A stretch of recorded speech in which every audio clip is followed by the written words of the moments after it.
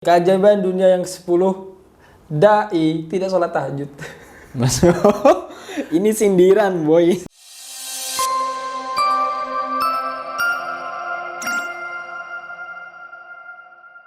Assalamualaikum warahmatullahi wabarakatuh. Waalaikumsalam warahmatullahi wabarakatuh. Nahmaduhu wa nusalli wa nusallimu ala rasulihil karim wa ala alihi wa sahbihi ajmain amma ba'du.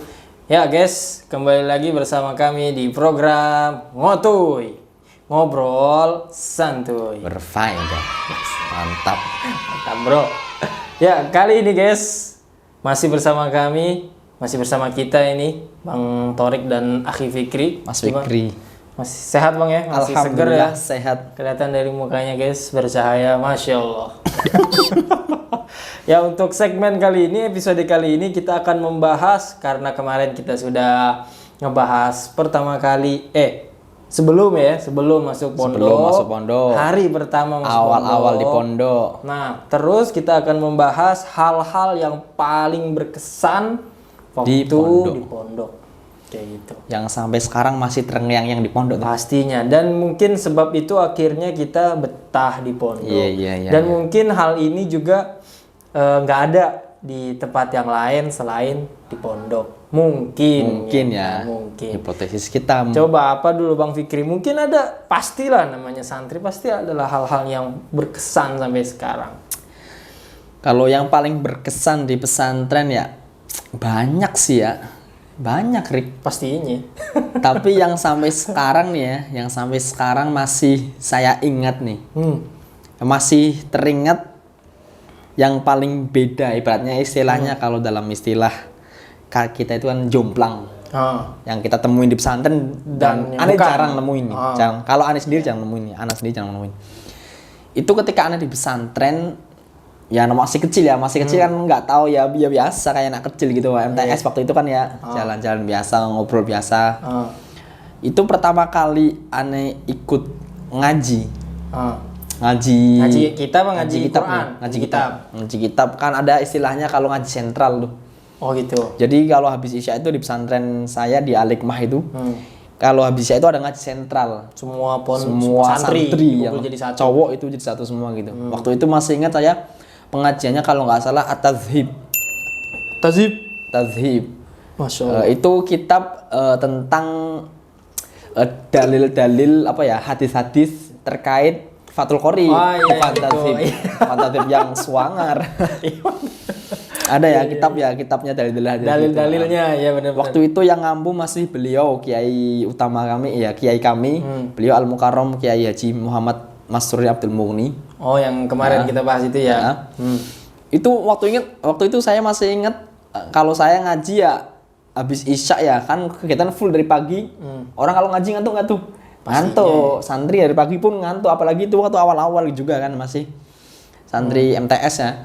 Itu saya ngaji posisi karena ngantuk, ya udah saya kitabnya ada di tangan kanan, saya tidur kayak pertamanya saya lihat teman-teman lah kok pada gimana kepalanya pada kayak pada gini semua Ane nyoba kayak gitu kalau ngantuk, Ane coba tidur kayak gitu. Kagak enak, sakit. Nggak kuat. Si leher sakit banget, nggak kuat. Iya, awal. Akhirnya ya udah kalau saya nggak kuat, ya udah saya tidurnya akhirnya kayak gini nih. Miring kayak gitu, kayak gitu. Nggak tahu dari belakang ada yang nampol, boy. Ditampol sama kakak kelas. Hei mas, gitu. Itu ada kiai mas. Antum hormatnya mana? Digituin dia langsung. Wih. Oh ternyata kayak gini, ibaratnya kayak gini nih, ini salah didikan nggak langsung dari kiai, tapi kan didikan dari kiai buat mereka yang udah jadi gitu kan ya. Saya disuruh ngormatin kiai, nggak boleh tidur ngeglosor kayak gitu, apalagi kitabnya ditindih waktu itu pakai kepala kan aneh. Oh ngeglosornya di bawah gitu juga? Iya waktu itu. Ya iyalah. Kan saya nggak tahu orang ngantuk ya masih ingusan lah ibaratnya. Dibangunin saya langsung tidur. Sekarang udah nggak ingusan berarti? Nggak ingusan. Sekarang beda lain. Beda cerita sekarang boy. Ingusnya kacau nih. Aduh. Ya gitulah. Akhirnya saya nyoba bismillah, saya tidur kayak gini. Ternyata lehernya sakit. Saya nyoba pertama karena nggak kuat. Akhirnya udahlah karena kayak nggak kuat, saya lanjutin ke bawah, kepala yang glosor. Glosor ke depan gak ke samping. Aduh. Tapi tidur kayak gitu cuma dimiliki oleh santri loh kadang. Iya. Tidur yang sampai palanya di bawah tuh, tau kan itu? Kayak gini nih. Iya itu pas bapak aneh ngeliat tuh kayak model gitu, itu bisa kayak gitu mas ya? Kok apa nggak sakit katanya ya? Akhirnya aneh cobain, aneh tunjukin kan. Sekarang udah susah nih, udah perut beda kan. Nah terus pas kayak gitu, udah biasa aja gitu. Wah, Udah jadi pro player ya? Udah biasa di belakang juga udah gak sakit gitu. Udah jadi pro player, lehernya udah kuat kayak gini tuh. Aduh. Masya Allah. Terus Ya begitulah. Ya akhirnya waktu itu saya sadar, wah, oh ternyata kayak gini. Ya itu pertama belajar kali lah. Kiai itu harus, guru itu harus kita hormati. Benar. Semaksimal mungkin, sehebat mungkin. Makanya aneh di kemudian harinya sering dengar masyayikh, ya kiai-kiai kita waktu di Cianjur itu kan sering berkata tuh. Beliau berkata berkata ala qadri tabjil yakunu tahsil. Apa tuh? Jadi sejauh mana kamu menghormati gurumu, ya kamu memperoleh ilmu sebanyak itu. Masya Allah. Kalau kita menghormatinya setengah-setengah, ya ilmunya setengah-setengah. Benar. Kalau ente kamu hormatnya udah maksimal tuh, baru ilmu kamu bisa maksimal banyak gitu. Saya langsung tak ingat pondok. Oh iya, dulu waktu saya tidur ngeklok ibaratnya miring kayak gini, wah itu berarti saya harus hormat, salah itu saya. Masya Allah. Itu salah satu berkesan, ya gitulah. Terus apa lagi?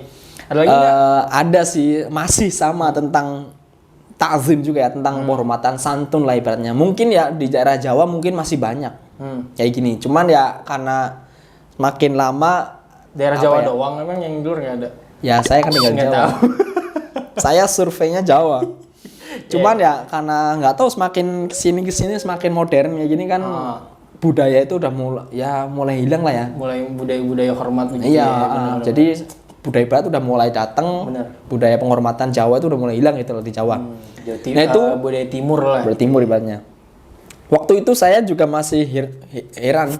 Saya waktu itu kan di pesantren saya itu kan jarak antara gor, gedung olahraga yang dipakai buat ngaji, sama lapangan yang dekat asrama itu jauh. Lumayan jauh, berapa meter lah gitu. Posisi waktu itu saya mau ke gor, mau ya biasa olahraga, main badminton gitu lah, mau olahraga sama teman-teman. Saya waktu mau lari, wih, kok ini ada orang jalan pelan-pelan berjajaran banyak banget, Rik. Jalan pelan-pelan. Jadi orang pada jalan nunduk kayak gini pelan-pelan. Iya. Ujungnya tuh gak kelihatan. Paham gak? Saking banyaknya pada ini jauh banget orang kali ini nungguin lama gitu kan ya. Kalau nungguin kayak gitu kita ntar gak dapat tempat bermain dong gitu kan ya. Akhirnya saya tuh pingin ya terobos aja. Saya terobos lari ke depan, intinya biar dapat tempat olahraga di gor kayak gitu. Ternyata dibelokan ke arah gor itu ada kiai ada kiai saya. Waktu lah jalan, nah itu santri kiai Masturi juga. Itu juga masih zaman-zamannya beliau masih sugeng, masih hidup masih. Sekarang udah meninggal. Oh, udah meninggal. Allah yarham. Nah itu dari jarak komplek yang nggak kelihatan, karena orang ada kiai di depan jarak jauh yang nggak kelihatan pun penghormatan tuh udah dilakukan tuh. Jadi udah pada menghormati kayak gini, nggak ada yang berani tegak gitu kan ya. Jalan aja nggak ada, Rik. Jongkok apa gitu? Nggak jongkok, cuman gitu pada ya kayak gini lah, merundukkan badan dikit lah. Saya waktu itu warna lari, saya nggak bingung nih. Saya mau ke gor langsung dapat tempat, saya ngikutin teman-teman ya. Langsung ada santri lagi, kakak kelas lagi langsung, ikut sini cepetan gitu. Udah saya langsung, ternyata kayak gini nih. Nah gini masih suasana sebenarnya ya, balik lagi sih suasana. Lingkungannya mendukung. Semua orang tuh menyupport lah, ibaratnya ada support dari teman-teman. Ya kayak semua model pondok bahasa nih, pondok bahasa walaupun ustadznya sehebat apapun bahasa Arabnya, cuman kalau suasananya belum terbentuk susah. Lingkungan harus. Iya, mau bahkan kalau gurunya orang Arab sekalipun, kalau emang suasana belum terbentuk susah juga. Dan bentuk suasana itu yang emang susah, nggak bentuk setahun 2 tahun ya. Iya, suasana kayak gitu tuh kayak ta'zim kayak gitu juga nggak dibentuk sehari 2 hari, sebulan 2 bulan, bahkan setahun 2 tahun, mungkin berpuluh-puluh tahun tuh sampai bisa kayak gitu. Masya Allah. Nah itu saya masih ingat itu, saya menghormati kayak gitu tuh. Ya pelajaran waktu itu kan, akhirnya ya kesana-sananya saya mulai tertarik nih. Ini kok ada budaya-budaya kayak gini yang aneh udah jarang temuin juga di Jawa gitu kan. Orang hormati ya, orang kalau di Jawa jalan depan orang tua biasa aja gitu. Nah semenjak pulang pondok saya nyoba dikit-dikit lah gitu kan. Walaupun orang tuanya seneng lihat gitu kan ya. Iyalah. Tapi ya aneh juga pede. Ente waktu misalnya habis mondok, ente pulang ke rumah setahun jatah pulangnya setahun sekali apa gimana? Kalau aneh masih ngalamin yang setahun 2 kali. Oh, per semester. Enggak, per lebaran. Lebaran Idul Fitri sama kenaikan kelas. Oh, kayak gitu. Dulu. Ente ngerasain gak waktu ente baru-baru pulang dari pondok nih? Wah, kayak rasa wah banget gitu. Misalnya kayak orang tua ente, Masya Allah, sholat duha, Masya Allah, sholat tahajud, Masya Allah ke masjid. Ya, aneh ada rasa kayak gitu juga sih. Yang paling penting saya jadi agak sopan. Saya jadi nyoba berbahasa kromo halus gitu kan ya, kalau bahasa Jawa kan. Nunduk kayak gitu. Ya gitulah. Itu pengalaman aneh yang berkesan dan bikin aneh betah. Kayak gitu salah satunya. Masya Allah ya. Ta'zim ya. Ta'zim ala qadri ta'zim yakunu tahsil, tabjil tahsil gitu kan ya. Oh ya, itu kan pengalaman nih. Pengalaman di pondok nih yang berkesan nih. Kalau ente juga mesti ada dong pengalaman. Pasti ada. Berkesan Ya gitu. namanya manusia lah, punya hati. Masih berkesan. Beda Pasti tempat, dia beda aneh yakin pengalaman. juga Akhi Fikri ini banyak lagi ceritanya, tapi mungkin tidak bisa dimasukkan dalam satu episode guys kayak gitu. Panjang pasti. Kalau aneh sendiri sih, aneh walaupun banyak hal-hal yang berkesan dari ustadz, dari guru. Cuman kan tadi udah ente awalin tuh tentang ta'zim. Sebenarnya juga hal seperti itu juga ditemukan. Sudah ditemukan. Di pondok aneh Di pun pondok-pondok mesti kayak gitu lah. Setiap ada ustadz diem. Selagi kita tahu ada ustadz, selagi kita ada dari kiai, itu dari jauh pun kita main bola diem. Gitu kan. Main bola diem. Diem dulu, bolanya lempar dulu, diem ustadz jalan. Salam, assalamualaikum, gitu biasanya kan. Atau ustadznya ada di depan masjid, kita tahu ada ustadz ya, kita nunduk atau nggak salaman langsung. Nah ini sekarang kalau aneh mau ceritain tentang kesannya yang santrinya. Oh dari santri, sisi santri dari nih sisi santri. Kalau yang aneh lihat kan di pondok aneh makannya berjamaah ya. Makannya berjamaah maksudnya tuh satu nampan. Oh makan nampan kayak gitu makan ya. Pakai nasi. Nah di sana kan ada, kalau kita bilang syirkah itu kayak kantinnya lah. Bukan kantin sih, kayak koperasi. Oh gitu. Syirkah tapi kita bilangnya di sana. Istilahnya syirkah di sana. Nggak tahu lah dari mana kan, mungkin dari syarikat atau nggak tahu. Pokoknya dari syirkah. Istilah pondok mas serah itu gitu. Ada jajan-jajanan. Nah yang paling aneh berkesan di sana tuh kalau kita belajar kan ada 6 sifat sahabat. 6 sifat sahabat di sana tuh. Karena aneh pondoknya pondok tablik ya kan, pondok dakwah. Nah kita di sana emang gimana menyempurnakan 6 sifat sahabat. Nah, salah satu sifat sahabat itu ikramul muslimin. Maksudnya menunaikan hak saudara semuslim tanpa meminta hak kita ditunaikan. Nah, itu harus kita bangun terus tuh di sana. Nah, itu Ani lihat sendiri. Nggak abang kelas kan kita dicampur ya, maksudnya nggak anak baru semua makan. Jadi dicampur antara yang paling senior, gede, junior, sama. Iya kayak gitu, dari paling gede, akhirnya yang paling gede jadi amirnya, jadi ketuanya. Justru ini yang bikin suasana tadi lingkungan kekeluargaan, makanya ini seneng di sana kan, walaupun mungkin santrinya di pondok aneh nggak banyak gitu, maksudnya ya karena asramanya terbatas lah kayak gitu ya. Nah itu kalau pas makan, pertama makan bareng-bareng. Itu kalau ada lauk yang enak, itu yang lain. taruh ayam lah Misalnya. Ya biasalah pondok kayak ayam, lele. Itu lempar-lemparan. Lempar gimana nih? Lempar-lemparan maksudnya kagak mau ngambil. Oh pada isar Gitu. Pada Udah, ngedepanin temennya gitu ya. Ngedepanin dia. Aneh seneng tuh. Walaupun mungkin ya nggak semuanya, tapi yang aneh lihat, yang aneh bikin aneh berkesan sampai sekarang tuh itu pertama. masih banyak yang gitu. Makan nasinya dikit, akhirnya lauknya dikit. Aduh, Masya Allah. Terus kan ada syirkah tadi ya. Aduh lupa aneh nyeritain syirkah. Nah syirkah tadi itu kan jualan kayak ciki-ciki gitulah. Makaroni kerupuk-kerupuk Ya, gitu kan. jajan-jajan gitu lah ya. Nah itu pada rebutan biar ngejajanin temennya. Rebutan ngejajanin nih. Iya, jadi udah gua aja kemarin lu, sekarang gua gitu bahasanya. Maksudnya udah perebutan gua aja yang beliin gitu. Rebutan berbuat baik intinya. Berbuat baik, bahkan sampai berdua nih aneh pernah lihat sampai kayak pengen berantem berdua. Akhirnya ke syirkahnya ke depan, udah gua aja, jangan enggak gua aja, gua kemarin belum gitu lah. Buat ngejajanin temennya. Itu gue lihat dengan mata kepala sendiri. Wah, ajib. Akhirnya kan dengan melihat seperti itu sifat itu terbentuk lah kayak gitu. Terus yang pas makannya lagi, kan habis makan nyuci nampan ya. Itu rebut-rebutan lagi. Rebutan buat nyuci. Habis lempar-lemparan ngasih gini. Udah gua aja, udah gua aja. Jangan. Bukan karena apa sih canggung gitu ya? Bukan. Bukan. Ini rebutan khidmat lah ya. Khidmat bukan berarti kan ada misalnya orang kayak masih canggung nih misalnya. Akhirnya nggak enak udah nggak enak. Enggak, emang rebutan khidmatnya itu. Dah, bahkan kalau misalnya kan kita yakinin tuh ya kalau dimakan sama orang-orang soleh gitu kan sisa-sisa nasinya tuh sisa-sisa nasinya tuh berkah lah ya. Kayak gitu. Iya, kira itu dipungutin gitu dimakan, insyaallah berkah. Habis lempar-lemparan makanan, Nabil. Lempar-lemparan makanan, Nabil temenannya guys.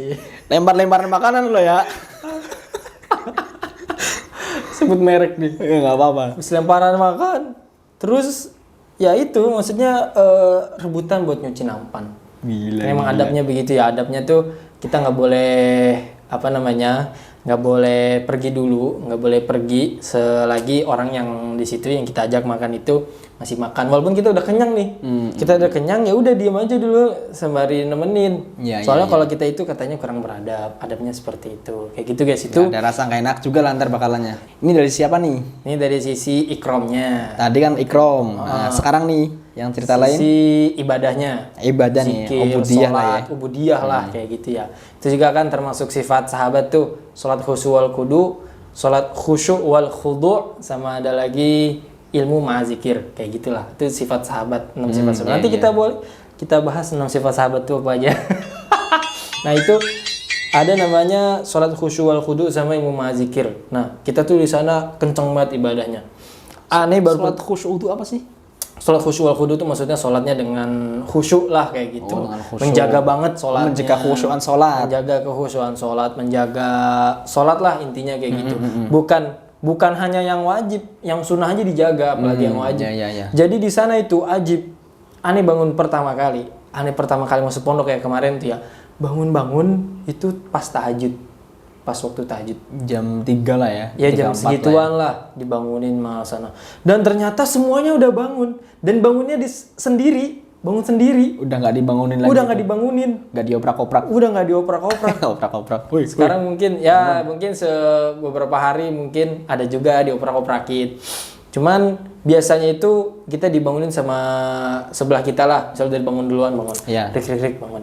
Dan kalau nih ya, aneh bangun waktu sebelum subuh nih. Ini belum subuh pas nih. Tahrim lah, pas tahrim. Sebelum azan lah ya. Malu banget. Soalnya kan pondok aneh kan kayak masjid gitu kan ya. Itu biasanya kalau sebelum subuh orang kan pada mau ngaji, otomatis lampu udah dinyalain. Nah, kalau kitanya bangunnya pas lampu dinyalain nih, bangun plek, orang udah pada ngaji semua, udah pada pakai putih-putih. Aduh, gue masih beler gitu. Wah itu berkesan banget asli. Orang kok jam 3 udah pada sholat, pada ngaji. Kan hafal ya tahfiz Quran ya kan. Waktu waktu tahajud ya kan, waktu sahur itu kan emang paling efektif atau paling optimalnya disarankan lah ya buat ngapalin jam-jam segitu. Itu ajib banget itu aneh. Sampai aneh ngeliat teman-teman aneh gitu nangis doa. Si teman-teman aneh gitu, abang kelas lah nggak jauh itu juga doa sampai nangis. Aneh ajib, santri doa apa sampai nangis, ternyata emang pengen hafalannya digambangkan. Iya kayak gitu, masya Allah. Aneh bilang itu kesan aneh di perihal ibadah ya. Jadi emang udah kayak wali banget lah di sana tuh. Ajib. Emang kalau santri itu ya normalnya. Saya bilang normalnya lah ya. Normalnya bangun malam-malam kayak gini-gini nih yang diceritakan Bang Torik nih. Makanya sering dengar mas saya bilang kan. Kalau nggak salah nukil perkataannya Imam Ahmad apa ya? Talibul ilm la yaqumul lail la ya'ti minhul khair. Masya Allah. Ya kan ya? Ya nggak sih? Apa tuh terjemahnya biar pada tahu? Ini semoga kita dijadikan dikasih sifat kayak gini lah ya.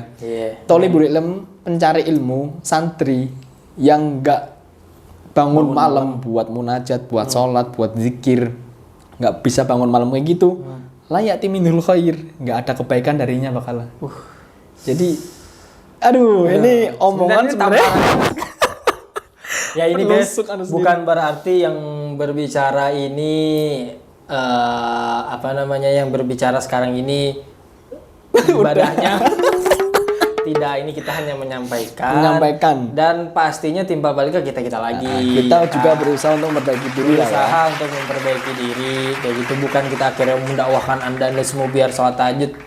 Nah, soalnya kita juga masih kurang Masih lah ya, bolong-bolong masih juga. kadang molor. Harus evaluasi. Kayak gitu, Masya Allah. Evaluasi sebenarnya ya, tujuan kita ini ya buat kembali lagi buat diri kita lagi sebenarnya sih. Itu kata guru kami, beliau Syekh Mar'i bilang kayak gitu. Tolibul ilm layakumul lail layati minul khair. Aduh, langsung klep. Ani inget juga dulu Ustadz Lutfi itu. Ustadz Lutfi di pesantren ini ya? Bukan, Ustadz Lutfi itu termasuk Dewan Syuronya Jamaah Tabligh waktu itu. Sekarang udah meninggal, udah meninggal. Pernah ngomong kayak gini.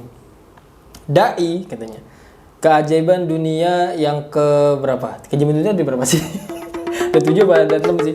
9 ya? Tahu dah, salah. Ya pokoknya hitunglah. Waktu itu Ani lupa, misalnya keajaiban dunia ada 9 misalnya, ada poster itu kan. Nah, ini keajaiban dunia yang 10, dai tidak sholat tahajud. Masuk. Ini sindiran, boy. Sindiran, boy. Ente mau ngajak orang sholat, mau ngajak orang baikan. Lah ente nggak sholat tahajud. Gimana mau ngajak orang? Nggak ada kekuatan, Masya Allah. Aduh. Itu guys, itu sekali lagi ini bukan berarti kita udah sempurna dalam ubudiyah. Jauh dari kesempurnaan. Cuman kita berusaha, kita hanya menyampaikan apa yang kita tahu dan kita akan berusaha lah ya. Pastinya, Bismillah lah ya. Justru dengan dakwah kan timbal baliknya sebenarnya ke diri kita ini. Kita ngeritik diri kita sendiri nih. Iya. Masya Allah. Itu kesanannya waktu di pondok. Ya itulah 2 itu aneh kira salah satu yang terkesan sampai sekarang nih. Iya. Dan juga bikin ente betah. Iya, alhamdulillah bikin aneh betah. Justru suasana itu tuh yang aneh kangenin sampai sekarang. Dulu aneh tuh merasa sampai uset dah gue kayak wali banget ya di sini ya. Kayak gue nggak pernah berdosa gitu. Kayak waktu itu tuh waktu di pondok, gue nggak pernah berdosa ya, masa apakah gue bakal hidup kayak gini terus sampai akhir hayat kayak gitu? Wah, ajib banget. Kayak ternyata kalau sekarang Ani mikir kapan gue berpahala. Kalau sekarang Ani mikir kapan gue berpahala. Kalau sekarang, Ani mikir kapan gue berpahala.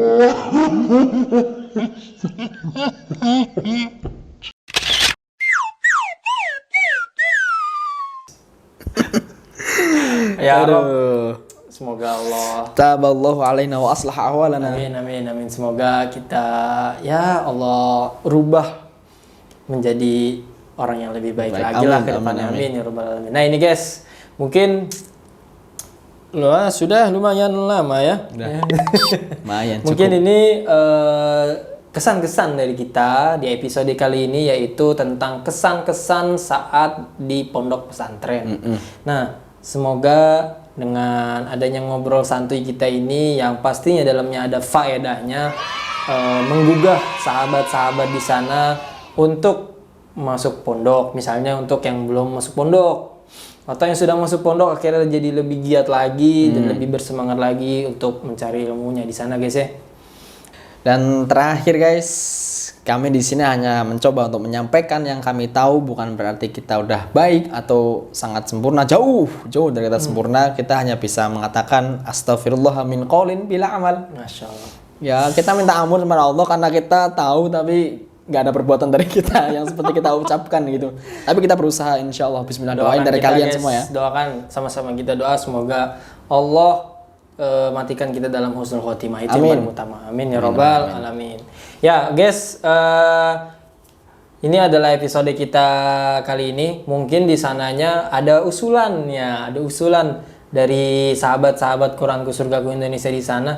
Usul, Bang Torik, coba dong bahas apa kayak gitu, kayak bahas percinta-cintaan di pondok misal, atau bahas faedah tentang ini dong, bahas hukum tentang ini. Nah, itu insya Allah dengan adanya komen-komen atau adanya ide-ide dari sahabat-sahabat itu akan membantu kita untuk kedepannya sebenarnya, Masya Allah. Ya, mungkin kali ini kita sudahkan terlebih dahulu. Jangan lupa untuk like, komen, dan yang belum subscribe jangan lupa subscribe, karena subscribe Majanan. Ya, mungkin ini dari kami, kurang lebih ya mohon maaf. Semoga sahabat-sahabat di sana selalu sehat walafiat. Billahi taufik wal hidayah. Kami berdoa pamit undur diri. Assalamualaikum warahmatullahi wabarakatuh.